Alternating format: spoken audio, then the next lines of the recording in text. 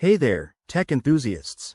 Have you ever updated an app on your iPhone only to realize the new version is buggy, incompatible, or just not your style? You're not alone. In this video, we'll walk you through how to download an old version of apps on your iPhone in 2025, making it simple and straightforward. By now, with iOS advancements, Apple has made some changes, but we'll cover the most reliable methods step by step. First things first, why would you want an old app version? It could be for compatibility with older devices, fixing glitches from updates, or even nostalgia. Whatever your reason, let's get started. You'll need a few things: a computer with the latest iTunes or Finder on macOS, your Apple ID, and the app's older version file, which you might find from trusted sources online. Step 1. Connect your iPhone to your computer using a USB cable and open iTunes or Finder. Make sure you're signed in with the same Apple ID as on your iPhone. Step 2.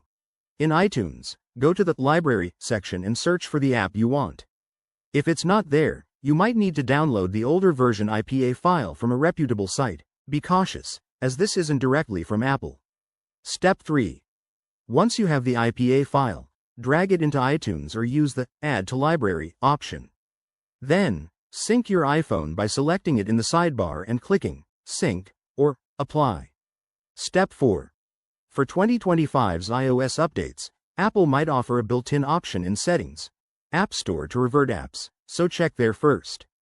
If that doesn't work, use a third-party tool like AltStore, but remember, this requires developer mode and can void warranties. Always prioritize security. One quick tip: back up your iPhone before trying this to avoid any data loss. Also, keep in mind that Apple often pushes updates for security, so use old versions at your own risk. There you have it. By following these steps, you'll be rocking that old app version in no time. If you found this helpful, hit that like button, subscribe for more tech tips, and drop a comment below with your experiences. Thanks for watching, and see you in the next video.